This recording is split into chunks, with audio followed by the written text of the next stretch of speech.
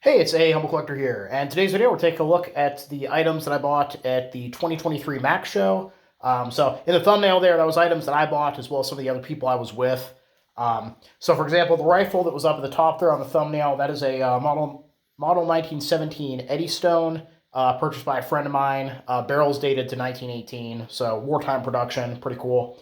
My other friend bought a Colt '08 pocket hammerless that was in just beautiful shape. I mean, we're pretty sure it might have been refinished at one point because it is gorgeous. And then the friend who bought the rifle also bought several of the large prints that were shown there as well. Most of the smaller items were mine. He also bought some of the photos around the top. But without further ado, we'll go ahead and get started with the items that I bought.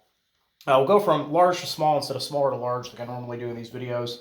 First item that I have here is this lovely print, which was done by the Electric Boat Company of New York in 1944.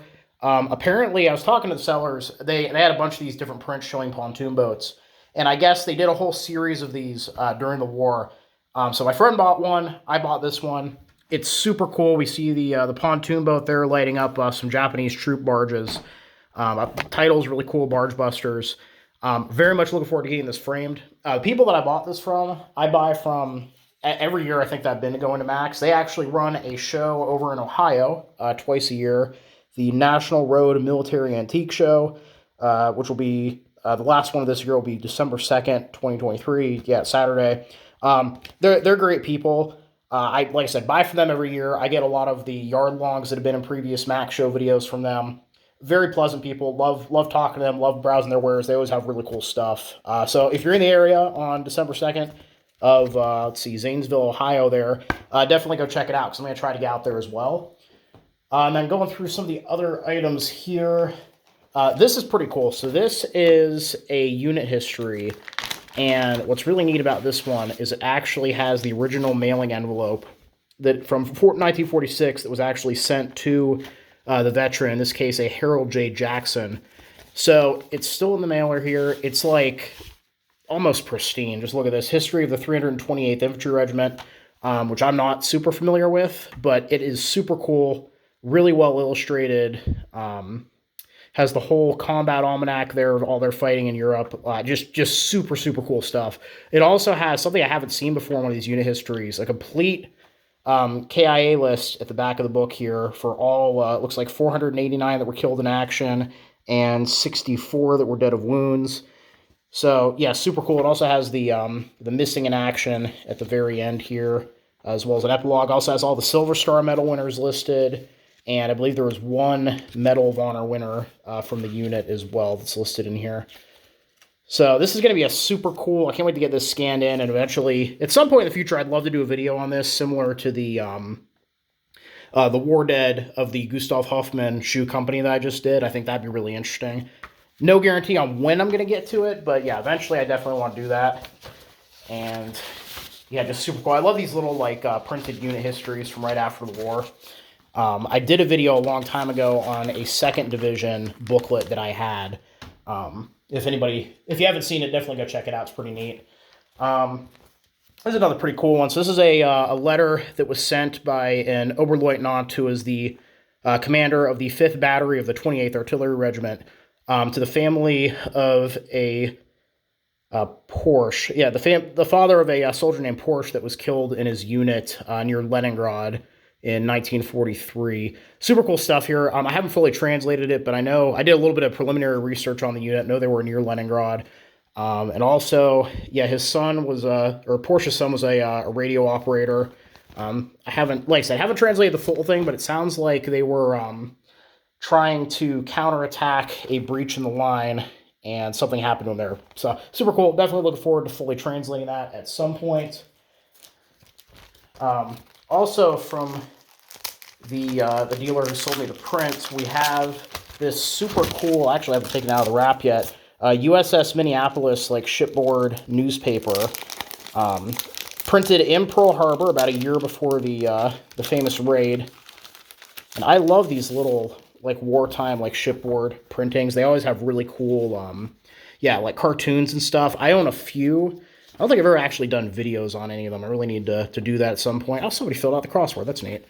But yeah, super cool. Definitely looking forward to eventually getting that scanned in and maybe doing a video on that in the future as well.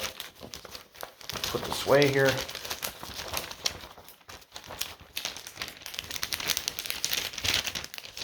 Good to go.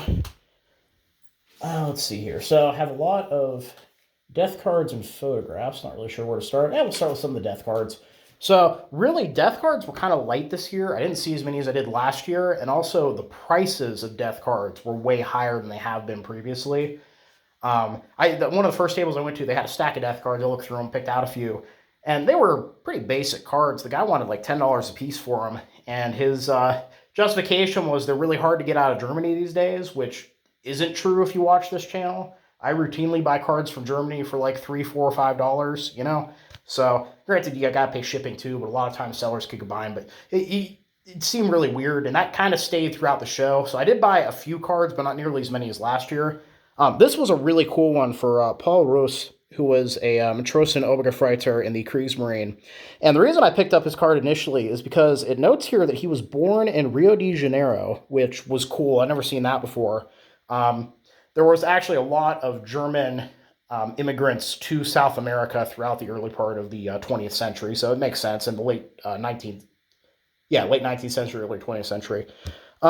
And I didn't fully translate this till right before the video, actually, because I was curious. So I guess if Google Translate just quick photo translated that correctly, in January of 1945, he was sent to Denmark to learn how to crew assault guns.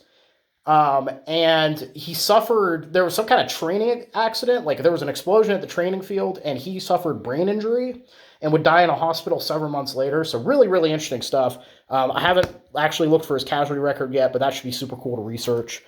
One of the other death cards here for Josef Prims, who was an Obergefreiter in artillery regiment, bearer of the Iron Cross 2nd class, and various other awards, who was killed by shrapnel on October 10th, would die of a shrapnel wound on October 10th, 1944 in a field hospital. So that's super cool. Sort through all these photos here to get to some of the other death cards.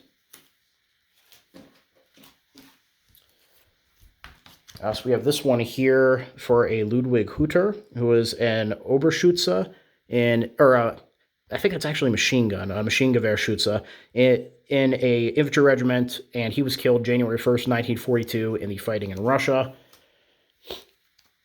We have Karl Schlecht here, who was a Sanitäter Unteroffizier in an artillery regiment, so a medic, and he was killed November 17th, 1941 in the fighting in the East. And then the last one here it's actually for several brothers, it looks like. On the front here, in the interior of the card, we have Johann Meyer, who was a Feldwebel in the Pioneer Battalion, bearer of the Iron Cross 1st, 2nd class, the Pioneer Assault Badge, the Wound Badges, and the Eastern Front Medal, who was killed on August 6, 1944 in the heavy fighting in France. Super cool. He's wearing his EK1 and 2. You don't usually see both being worn very often. I apologize for the glare. Over here, we have Matthaus Meyer, who was a soldier in a Pioneer Battalion, who died significantly earlier, March 18th, 1940, in an accident. So that should be pretty interesting to research.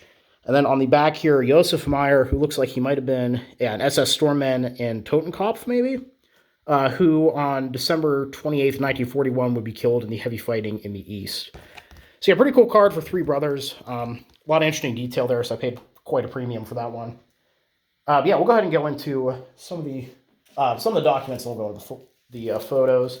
I found this neat little like war gas handout from December 1941 revision that was pretty interesting, put out by the National Red Cross, basically dealing with, you know, how to handle chemical burns, things like that. So I thought that was kind of neat. It was cheap. I also got this little bundle of photographs and a letter, it looks like. I really just grabbed this because it looked like a fun little bundle for $5, so I haven't actually looked at any of these yet. But we have a photograph here. Looks like an AA unit of some kind. Nice group photo there. Unfortunately, it doesn't look like any of these are captioned.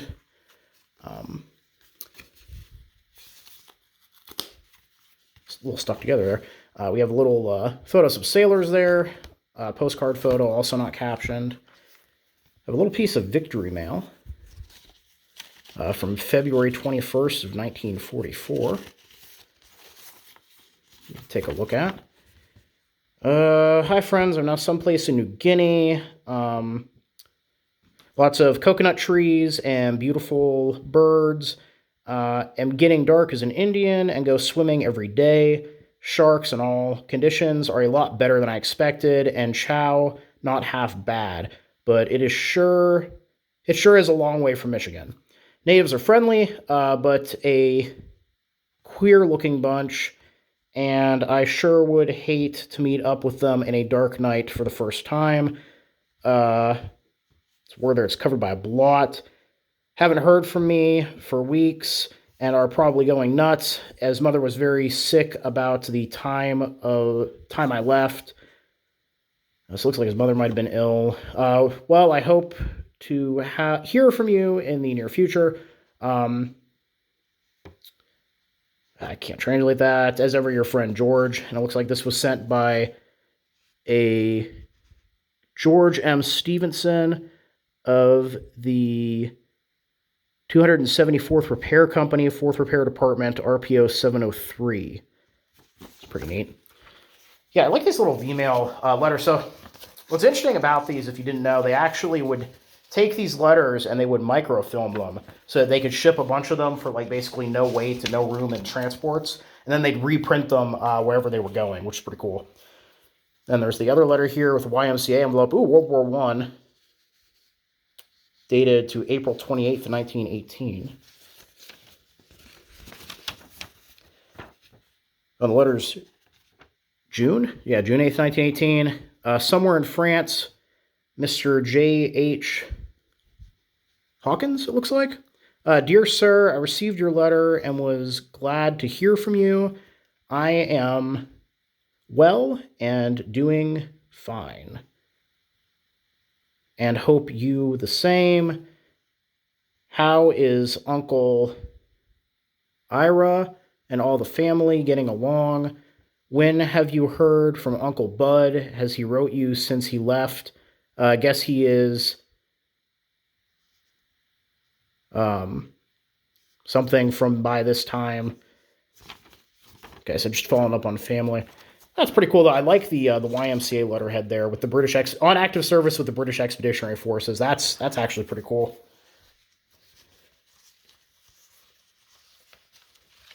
Hopefully you didn't mind me reading through those. Actually, like I said, hadn't checked those out yet. So just a random like little grab bag of photographs and letters. But I like surprises when it comes to stuff like that because you never know, you might find something cool. Yeah, put those all back in there for now. So going through some of the photos, this is a larger one I found.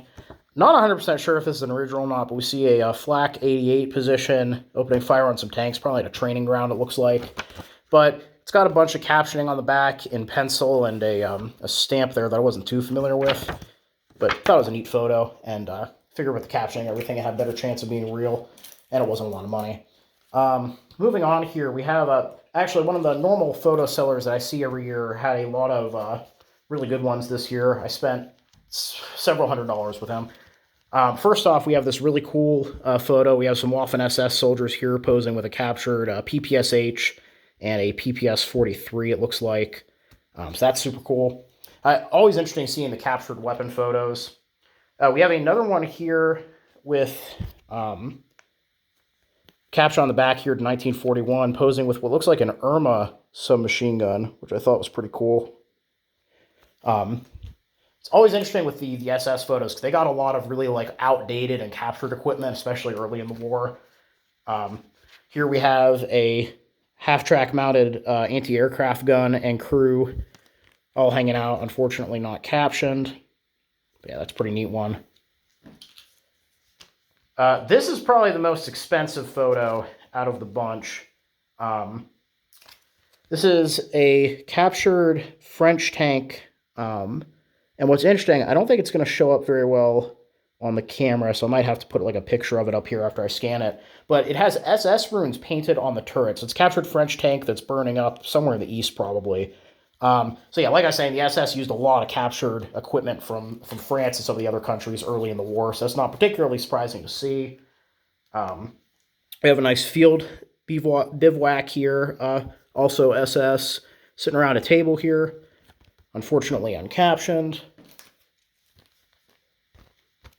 Let's see. I thought this one was kind of funny. The machine gun crew here, everybody's in their underwear. It must be summer. Everybody's hot. The machine gun, I think, is an MG. It almost looks like one of the not. It doesn't look like a 34. I think it might be one of the interwar MGs, but I'm not 100% sure on that. Also, unfortunately, uncaptioned. We got a flamethrower training photo, which I thought was super cool. I'd actually never seen one before. They're wearing the white training uniforms that you see in a lot of photographs. So that's pretty neat. And then the last photograph here, we have a column of vehicles, which based off the insignia on the front there belong to SS Das Reich. And this photograph, unfortunately not captioned. This one makes me a little uncomfortable, if I'm being perfectly honest, just because we have some Eastern European dressed people lined up along the road here. We have Das Reich. Yeah, so I'm going to see if I can do some research on that and pin down where this is, but I have a feeling that that photo was probably taken shortly before some very bad stuff happened. So if I do find anything out, I'll be sure to let you guys know. And then the last item that I picked up at Max this year was this neat little workers pin that was awarded to workers in the war industry. You see a couple of these kind of pins. They made a whole bunch of different ones, but yeah, this one was $5. So I was like, yeah, sure, I'll buy that. It's pretty neat. I like getting home front stuff occasionally. But yeah, so that's everything that I got at Max this year. My overall opinion from this year's Max show was I don't think it was good as last year. Like, I feel like the quantity of stuff was lower. And I also feel like prices have gone up on a lot of stuff. One of the big things I noticed, and this is going to sound really weird coming from me, is that there's way too much Third Reich stuff at that show. And I know what you're thinking. Dude, you have the Death Card series. Like, basically everything you collect is German. But I don't know. When I go to Max, it's always really cool seeing, like, all of this stuff from all these different countries and all these different time periods. Like, probably some of the cool stuff I saw at the show wasn't even World War II. There was a guy who had a revolver that was recovered from one of the Spanish battleships that was sunk in Manila Bay during the Spanish-American War. Like, that was super cool. There was a booth that had a bunch of, like, research, like, Victorian military medals and groupings, which, bit of a side note, but earlier this year, I listened to the complete audiobook series of the Flashman Papers, which, if you have not listened to, do yourself a favor, go do it. It's awesome. But basically, Flashman is this fictional Victorian military officer who kind of just is everywhere important militarily in the 19th century. Super, super cool series. It has a lot of good humor in it. But that's really gotten me kind of back into, like, the Victorian era, which I've always had a mild interest in. So, like, eventually I definitely want to start, maybe get a couple of those medal sets from some of the more interesting campaigns, like the Abyssinian campaign. But yeah, I don't know. It's just weird, especially, like, with Third Reich stuff being so heavily faked, I would never go to a show like that and buy, like, any medals or uniforms or anything like that from Germany, just because there's so many fine details and it's so hard to tell the fakes from the real ones. You really have to know what you're doing. And I have a feeling that a lot of the stuff that's Third Reich at the show is not real. So I tend to stay pretty clear of that, except for things I know I can authenticate, like Death Cards, or I have a few photo dealers that I trust that I generally only buy photos from them. But yeah, so overall, that's kind of like my opinion on Max. Hopefully next year we see some more cool stuff. I'm definitely going to go back next year if you're in the area or you're able to get to the area for the Max show. Highly recommend still. But yeah, I guess that's just kind of like my 2 cents on the whole thing. But before we wrap up here, I get a bit of a bonus unboxing because it turns out a bunch of cards I ordered like a month ago just showed up. So we'll get some more Death Cards in this video. So starting off here, I had to open a few of the envelopes just because, the seller had their names on the back. So this is a 6-panel Death Card for the Passman brothers and Josef Wolf, or Wolf, who I'm guessing is a adopted brother or maybe a cousin or something. But Franz here was a Grenadier in an infantry regiment who died on January 12th, 1944 in the heavy fighting by Krovograd. we have Conrad Passman, who was a Far in a Kradschützen regiment, who was wounded in Africa on December 6, 1942, and then died on December 12th at the age of 19 in Tunis. And then Josef here was a Gefreiter in a Gebersjäger regiment, who would fall on the Murmansk front on September 10th, 1941 from a shrapnel injury. So yeah, super interesting there. And again, talking about the guy who was selling just basic Eastern Front cards for $10, I think on German eBay I paid like $14 for a 6-panel. So I mean, I don't know what he's talking about, but you know how people are. So moving on here, this other one that I had to open up. So this is the 4-panel card of Max Wagner, who on September 7th, 1944, as an Obergefreiter in a Panzerjäger regiment, would die in Vlokskzova, I think. But what's neat is we actually see he's wearing medical collar tabs there, which you don't see too often in these photos. So definitely looking forward to researching that. Then we've got a couple envelopes here we get to open up, so I'm going to grab a knife.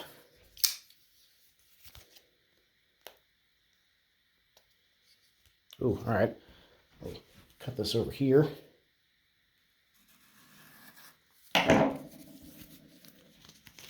Just get an opening. These corners are taped pretty well.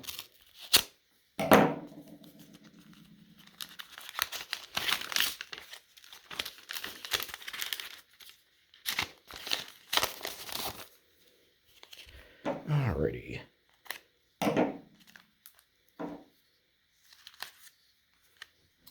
All right, hopefully I remember to edit that out and don't accidentally dox myself. We have a couple cards here.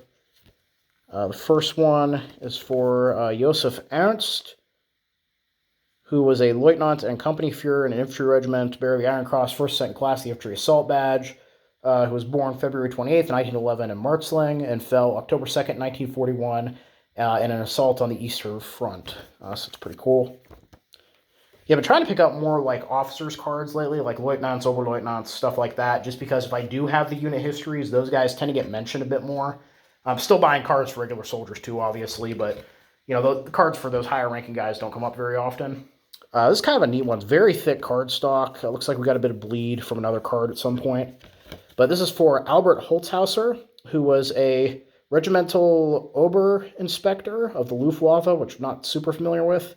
Who's a veteran of the First World War and who would die in a Luftwaffe field hospital in France on November 5th, 1942 at the age of 45. So a World War I veteran, a bit of a higher ranking guy in the Luftwaffe there. So that should be pretty interesting to research.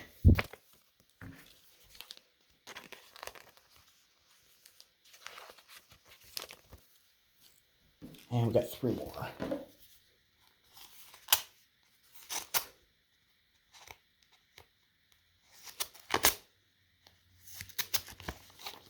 There's a invoice in there. So we'll just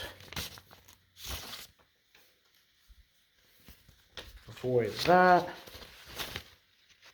Oof, that is a bit of a grody card there. It almost has like, I don't know. That's weird. I've never seen a card. It's like chunky, whatever it is. If it's like rust, I really don't know. It's kind of weird. This is the card for Josef Jung, who was a Gefreiter in a machine gun company, who on November 2nd, 1942, would be killed in the fighting in Africa at the age of 33. So another Africa card. Looks like we have his collar, his shoulder board cipher there. It looks like there's a number there, maybe like a 115. Weirdly, so it has this like cut out of the corner, and it looks like the envelope and my invoice also have like the same cut on it. So I guess part of the sorting machine got that one, which is unfortunate. I've had a few cards come in damage this year, which is weird, 'cause historically I really haven't. But yeah, I don't know what that staining is, though. I can't remember if that was there in the auction or if something got into the envelope. I don't know. But I definitely need to make sure I get this one put in some plastic so it's not potentially spreading to other cards. It's like some kind of mold. I don't think it is. All right, next one here.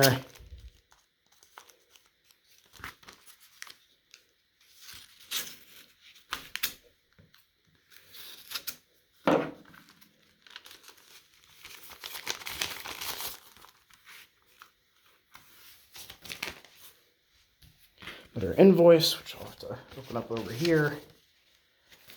Alrighty, and this is the 4-panel card for Xavier Kohler, who was an Obergefreiter in Infantry Abteilung, bearer of the Infantry Assault Badge, the Iron Cross Second Class, the Eastern Front Medal, who would die on September 2nd, 1943.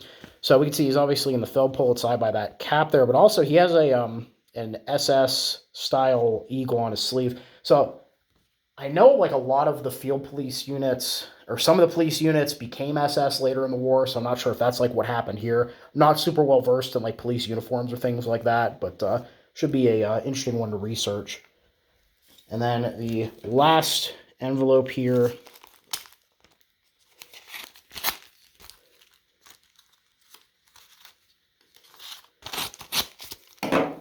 And once again, we have an invoice, so I've got to cut that. And yeah, last card is for Hans Gutz, who was killed July 22nd, or born July 22nd, 1944, and died the beginning of Barbarossa, June 22nd, 1941. We have a nice cutout photo of him with a helmet there, so it is an actual photograph, which is pretty cool. But yeah, so overall, between the death card unboxing and Max, just a whole bunch of photographs, death cards, documents, and this really cool print, which I will probably get framed and hang in my dining room, because I have like 2 pretty big spaces remaining, and this would just be pretty sweet to have. But yeah, overall, really good year, really good show, and yeah, I hope you guys all enjoyed it. Please leave a comment down below. Love hearing from you. Thank you all for watching. Happy collecting, and I'll see y'all again very soon.